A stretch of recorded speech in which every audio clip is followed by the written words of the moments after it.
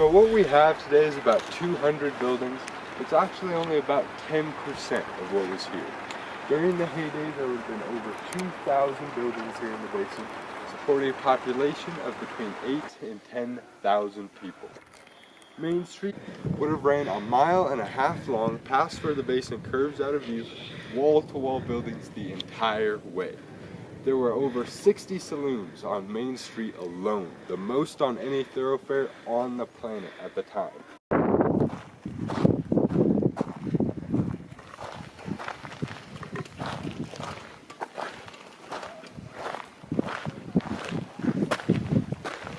Lots of people ask if they cut all the trees down here. That's not what happened. We're just above the timber line for this part of the Sierras, so there are never any trees growing naturally here. So everything had to be shipped in, originally by mule-drawn freight cart, mostly from sawmills near Carson City and from a few smaller mills near Bridgeport. But of course that was hugely expensive. At its height would reach about $10 a cord here in Bodie, which for some comparison on that, at the time gold was $20 an ounce. So that was making it very difficult for our stamp mills that had to burn so much wood a day to produce any sort of profit. Eventually, two stockholders from the Standard Mill decided they needed to do something about that massive price of wood to protect their investment. They purchased a large tract of Jeffrey pine forest on the south side of Mono Lake, about 15 miles distant of us. There they built the Mono Mills, and from there the Bodie and Benton narrow gauge railroad to the top of the ridge here.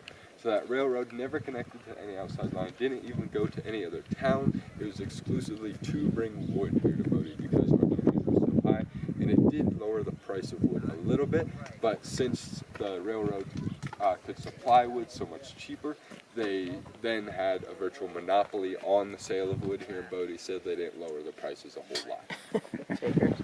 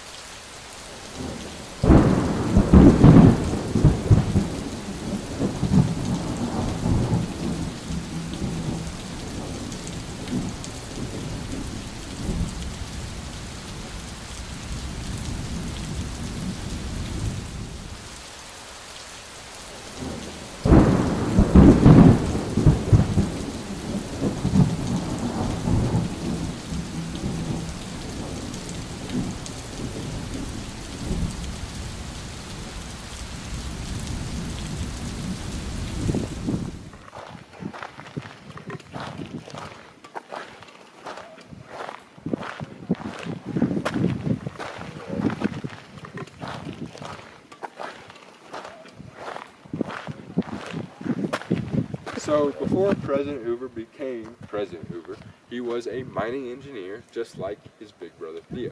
So Theo was superintendent here at the Standard, and Herbert actually came up here and visited his brother a few times, toured the mines, toured the mill like you folks are going to, and kind of saw how the whole mining operation worked here. So that's the one little bit of fame that house has, so we still call it the Hoover House to this day.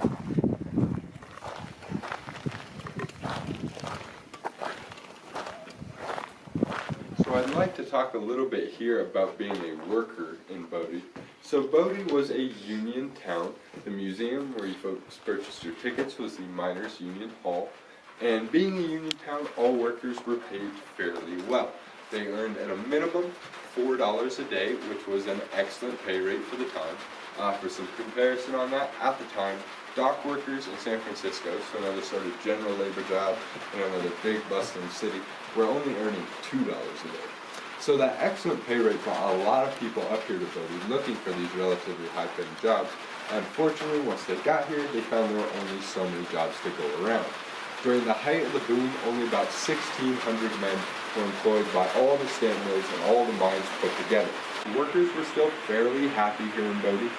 There was only ever one recorded strike in the town's history, and that was over hours worked in a day, not the actual working conditions. But despite being pretty happy with their lot, there was one big problem that employers had with their workers here. The big issue that employers had with their workers here in Bodie was a practice that they at the time called high grade, which is smuggling out the high grade gold and silver ore and processing it for your own use. And of course, since high grading is a form of theft, we don't know exactly how much was taken, but it's been estimated that hundreds of thousands of dollars in gold and silver walked out of the mills and the mines because of greedy workers.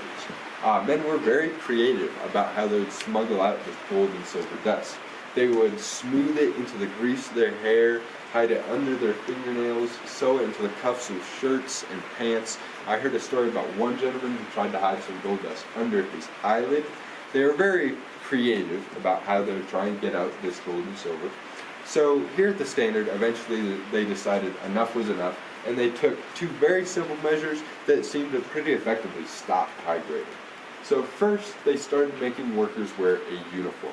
A simple one-piece jumpsuit with no pockets, no cuffs, nowhere to hide the gold and silver. Workers would also be asked to leave lunch pails or anything like that down in the changing rooms, so again, they wouldn't have anywhere to hide the gold and silver. Then at the end of the workday, all workers would be required to take a shower in their work clothes in front of a foreman, and that would wash any gold and silver dust they might have hidden in their hair, some in their clothes, or anywhere else on their bodies, down the drain, making it pretty much useless to them. So at that point, high grading pretty much stopped here at the Standard.